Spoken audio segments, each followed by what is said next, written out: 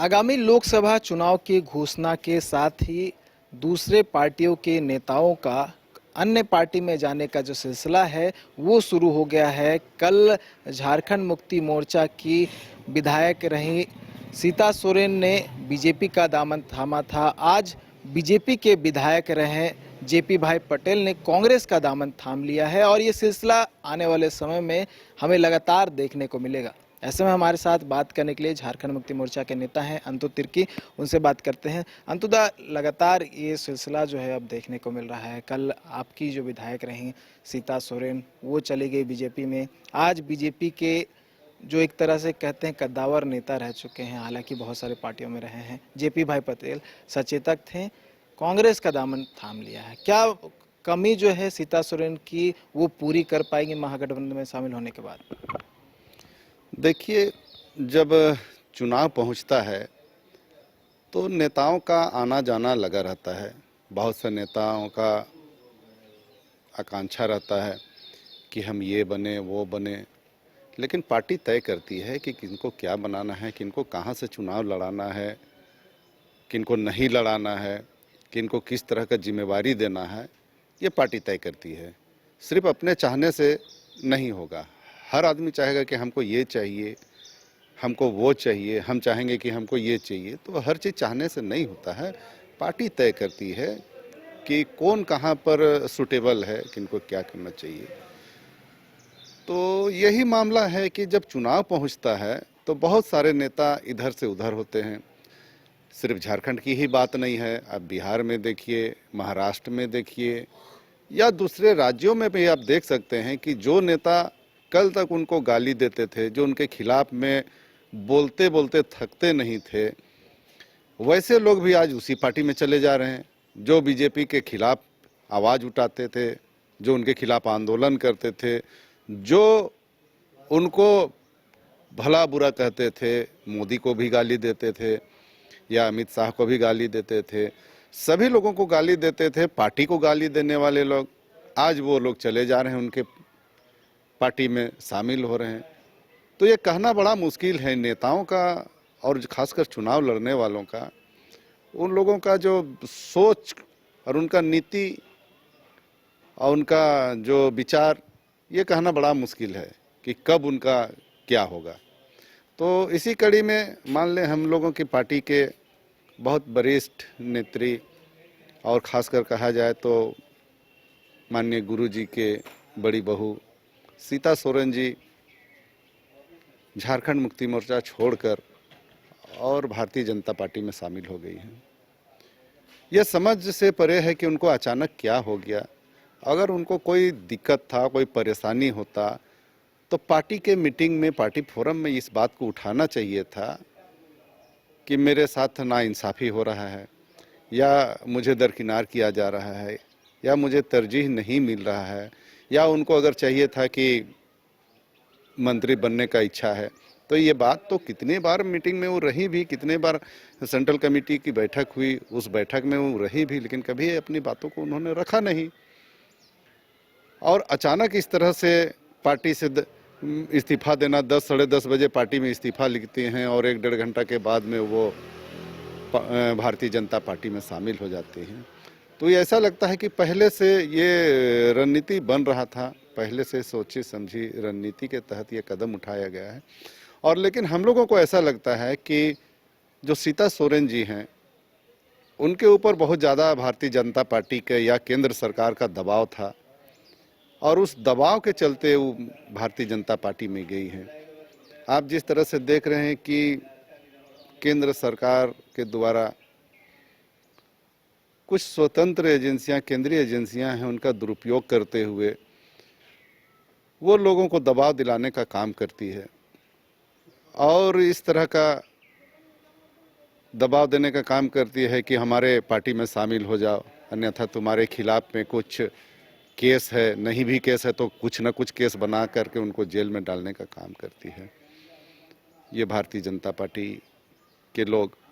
तो हमको लगता है कि हमारे जो विधायक सीता सोरेन जी, हमको लगता है कि उनके ऊपर भी कुछ न कुछ इस तरह का दबाव रहा हो और उस दबाव के आगे वो झुक गई सभी कोई तो हेमंत सोरेन नहीं हो सकते। हेमंत सोरेन के ऊपर भी बहुत दबाव था। हेमंत सोरेन को भी दबाव देके उनको भी कहा जा रहा था कि कांग्रेस को छोड़कर हमारे साथ में आप आइए और हमारे साथ मिलकर लड़िए। बहुत तरह तरह के उनको भी दबाव होता था, लेकिन माननीय हेमंत सोरेन जी झुके नहीं, दबे नहीं, डरे नहीं, तो सभी को हेमंत सोरेन नहीं हो सकते हैं। तो इसी तरह का दबाव जो हम लोगों को दिखता है कि सीता सोरेन जी के ऊपर बहुत दबाव था, और उस दबाव के आगे झुक कर वो अपने आप को बचाने के लिए वो भारतीय जनता पार्टी में शामिल हो गई हैं। इसलिए कि कुछ दिन पहले ही उनके खिलाफ में कुछ निकला था कि हॉर्स ट्रेडिंग वाला हॉर्स ट्रेडिंग का जो मामला उनके ऊपर चल रहा था, उस केस को फिर से जिंदा करके फिर उनके ऊपर दबाव बनाया जा रहा था। तो हमको लगता है कि वही दबाव उनके ऊपर फिर ज़्यादा जोर से दबाव हुआ। अब देखिएगा कि जैसे वो भारतीय जनता पार्टी में शामिल हो गई हैं, अब देखिएगा वो हॉर्स ट्रेडिंग का मामला ठंडा बस्ता पर चला जाएगा। अब उनके ऊपर कोई केस मुकदमा नहीं होगा, कोई दबाव नहीं होगा। जैसे ही वो पार्टी फिर कभी छोड़ेंगे, फिर दबाव होगा उनके ऊपर।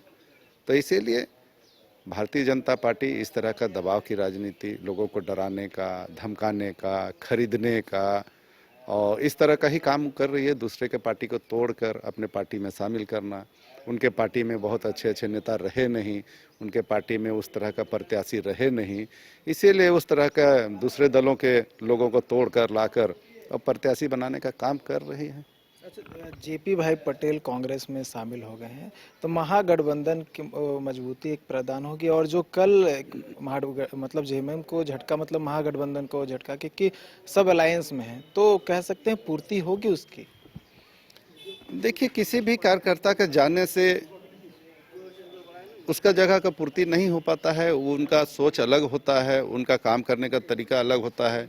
कोई आ जाते हैं तो अगर ये कहना हमको लगता है सही नहीं होगा कि उनका जगह का भरपाई होगा, वैसा नहीं होता है। कोई उससे ज़्यादा तेज निकल जाता है या उससे ज़्यादा शख्स होता है कि जो आज हमारे पार्टी से गए हैं वो छोटा शख्स हो और जो आए हैं वो और बड़ा शख्स हो, ऐसा होते रहता है। लेकिन सीता सोरेन हमारे पार्टी के महासचिव भी थे और उस परिवार, जिस परिवार का पार्टी आप कहेंगे, जिस परिवार शिबू सोरेन का जो परिवार है, उस परिवार के बहू थी, इसलिए वो बहुत माननीय तो थी ही बहुत। और दुर्गा सोरेन जी जो आंदोलन के बहुत योद्धा एक नेता थे, उनकी धर्म पत्नी है, तो इसलिए उनका यहाँ उनका कुछ अलग ही एक पहचान था झारखंड मुक्ति मोर्चा में। हजारीबाग से चेहरा के रूप में हम देख सकते हैं क्या जेपी भाई पटेल को मनीष जायसवाल के अगेंस्ट? वो तो हम लोग नहीं कह सकते हैं, इसलिए कि वो सीट कांग्रेस के पाले में गया है। जो गठबंधन जो हुआ है, उस गठबंधन में कांग्रेस वहां अपना प्रत्याशी देगी। कहीं इसी रणनीति के तहत भी वो शामिल हुए होंगे? हो सकता है, तो इस पर हम नहीं कह सकते हैं, इसलिए कि कांग्रेस पार्टी का जो मामला है वो तय करेंगे कि वहाँ का प्रत्याशी जेपी पटेल होंगे, वहाँ का प्रत्याशी और कोई होंगे। वहाँ कुछ दिन पहले हम लोगों ने देखा कि और भी किसी और का नाम आ रहा था। तो ये कहना सही नहीं होगा, इसलिए कि हम हैं झारखंड मुक्ति मोर्चा के और वो कांग्रेस के हैं, तो कांग्रेस तय करेगी कि वहाँ का प्रत्याशी कौन होगा। अच्छा, ये जो पूर्णिमा नीरज सिंह है झरिया के विधायक और चतरा के विधायक है, सत्यानंद भोक्ता जो कि मंत्री भी हैं, उनके भी बीजेपी में शामिल होने की बात लगातार सामने आ रही है। कुछ सच्चाई है या फिर एक तरह से अफवाह माने इसको? आप लोगों को जानकारी है? देखिए, इस तरह का जब चुनाव नज़दीक पहुंचता है तो इस तरह का बहुत तरह का अफवाहें होती रहती है, बहुत तरह का अफवाह फैलते रहता है, तो इसलिए ये अफवाह भी हो सकता है। लेकिन हम तो ये बात आप लोगों के सूत्रों से आज हमको पता चल रहा है, अभी पता चल रहा है, इसलिए ये चीज़ को कहना जल्दबाजी होगा कि वो लोग भी बीजेपी जा रहे हैं या नहीं जा रहे हैं। तो बाज़ार में बहुत तरह का बात उड़ते रहता है, कुछ लोग अपने से बना के भी बोलते हैं और कुछ न कहीं थोड़ा सच्चाई भी होता है। कहीं ना कहीं जैसे कहते हैं कि कहीं आग लगता है तब तो धुआं उठता है, तो ऐसा होता भी है। इसीलिए कहना जल्दबाजी होगा कि वो लोग बीजेपी के संपर्क में हैं या नहीं हैं। अगर वो गए तो नुकसान होगा आप लोग के गठबंधन? नहीं, ऐसा नहीं होता है। वो तो कितना लोग आते हैं जाते हैं। झारखंड मुक्ति मोर्चा में भी एक से एक दिग्गज रहे, बहुत दिग्गज लोग पार्टी से कई बार चले गए, लेकिन उनके जाने से ऐसा नहीं हुआ कि हम लोग का पार्टी बहुत कमज़ोर हो गया। आप लोगों ने देखा होगा, राजमहल सीट से भी हमारे सांसद हुआ करते थे कभी हेमलाल मुर्मू जी पार्टी छोड़ के बीजेपी चले गए। तो ऐसा थोड़ी है कि हम लोग राजमहल हार गए, हमारा दूसरा प्रत्याशी आया और उसके बाद में प्रत्याशी आया, फिर हमारे विजय हांसदा जी वहाँ से चुनाव लड़े, वो भी जीते, और उसके बाद में बीजेपी जाने के बाद हेमलाल मुर्मू जी फिर वापस पार्टी में आए हैं अभी झारखंड मुक्ति मोर्चा में।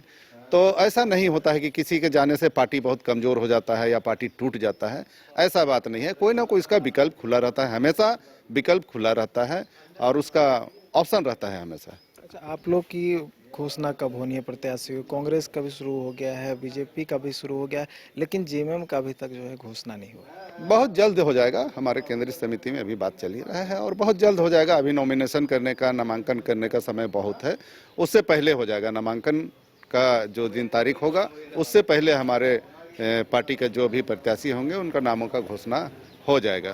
सीट शेयरिंग को लेकर डिसीजन हो गया? हाँ, वो सब तो हो गया है, वो तो हाईकमान बैठ के वो लोग सब कर लिए हैं और सभी लोगों का आप लोगों को भी बहुत जल्द पता चल जाएगा।